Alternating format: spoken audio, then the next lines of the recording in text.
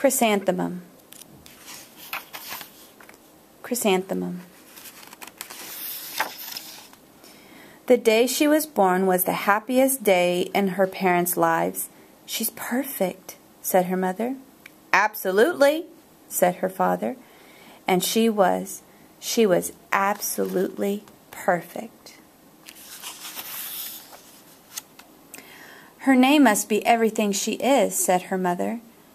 "Her name must be absolutely perfect," said her father. And it was Chrysanthemum. Her parents named her Chrysanthemum. Chrysanthemum grew and grew and grew, and when she was old enough to appreciate it, Chrysanthemum loved her name.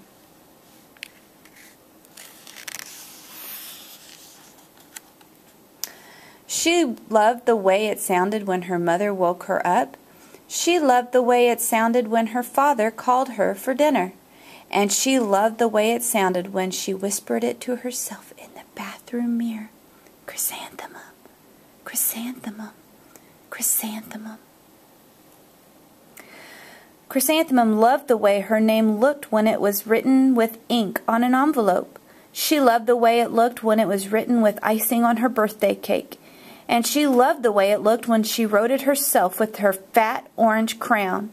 Chrysanthemum, chrysanthemum, chrysanthemum.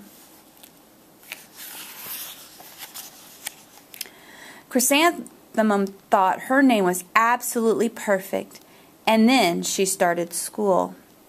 On the first day, Chrysanthemum wore her sunniest dress and her brightest smile. She ran all the way. "Hooray!" said Chrysanthemum. "School!" But when Mrs. Chud took roll call, everyone giggled upon hearing Chrysanthemum's name.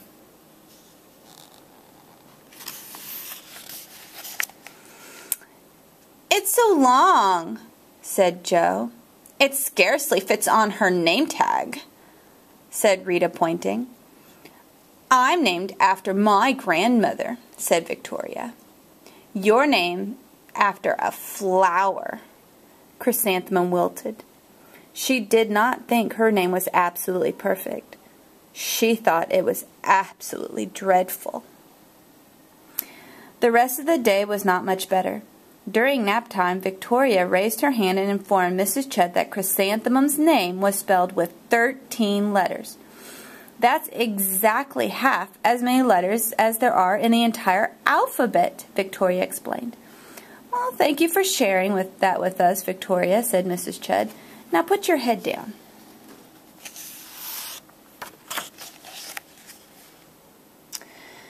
"If I had a name like yours, I'd change it," Victoria said as the students lined up to go home.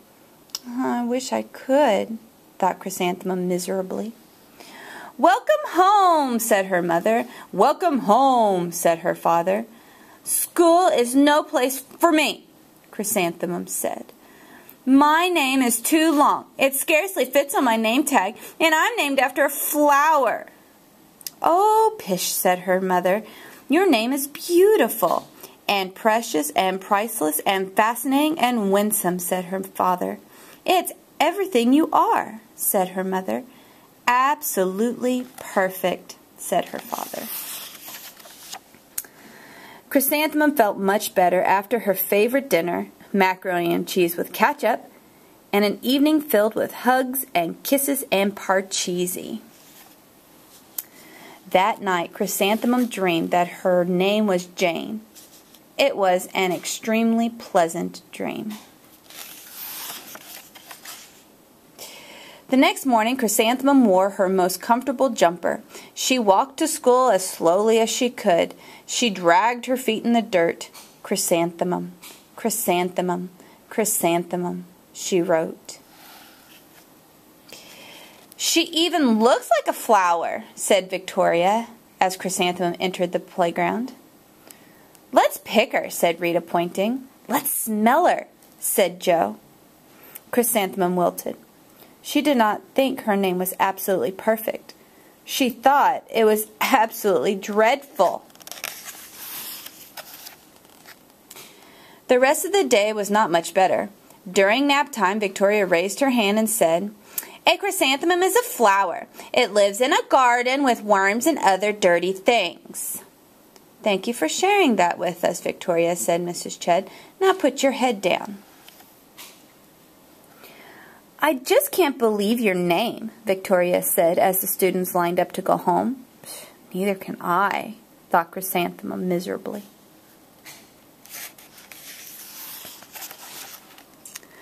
"Welcome home," said her mother. "Welcome home," said her father. "School is no place for me," said Chrysanthemum. "They said I even look like a flower. They pretended to pick me and smell me." "Oh, pish," said her mother. "They're just jealous and envious and begrudging and discontented and judicious," said her father. "Who wouldn't be jealous of a name like yours?" said her mother. "After all, it's absolutely perfect." Chrysanthemum felt a trifle better after her favorite dessert, chocolate cake with buttercream frosting, and another evening filled with hugs and kisses and parcheesi. That night, Chrysanthemum dreamed that she really was a chrysanthemum. She sprouted leaves and petals. Victoria picked her and plucked the leaves and petals one by one until there was nothing left but a scrawny stem. It was the worst nightmare of Chrysanthemum's life. Chrysanthemum wore her outfit with 7 pockets the next morning. She loaded the pockets with her most prized possessions and her good luck charms. Chrysanthemum took the longest route possible to school. She stopped and stared at each and every flower. "Chrysanthemum, chrysanthemum, chrysanthemum," the flowers seemed to say. That morning, the students were introduced to Mrs. Twinkle, the music teacher. Her voice was like something out of a dream, as was everything else about her. The students were speechless. They thought Miss Twinkle was an indescribable wonder. They went out of their way to make a nice impression. Mrs. Twinkle led the students in scales. Then she assigned roles for the class musical. Victoria was chosen as the dainty fairy queen. Rita was chosen as the spiffy butterfly princess. Jo was chosen as the all-important pixie messenger. And Chrysanthemum was chosen as a daisy.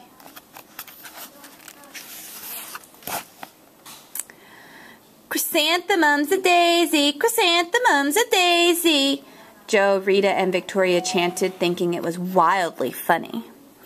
Chrysanthemum wilted. She did not think her name was absolutely perfect. She thought it was absolutely dreadful. What's so humorous?" asked Miss Twinkle. "Chrysanthemum," was the answer. "Her name is so long," said Jo. "It scarcely fits on her name tag," said Rita, pointing. "I'm named after my grandmother," said Victoria. "She is named after a flower."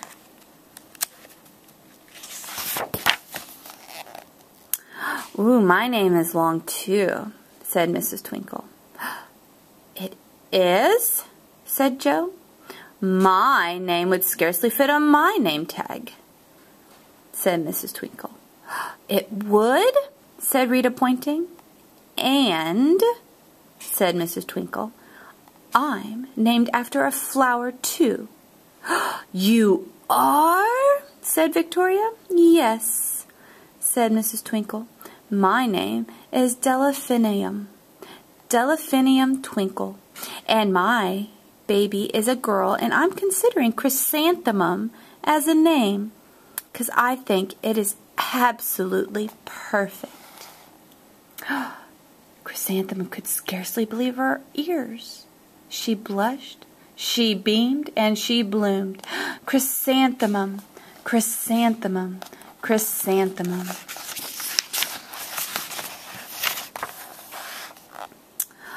Jo, Rita, and Victoria looked at Chrysanthemum longingly. "Oh, call me Marigold," said Jo. "And I'm Carnation," said Victoria, pointing. "And my name is Lily of the Valley," said Victoria. Chrysanthemum did not think her name was absolutely perfect.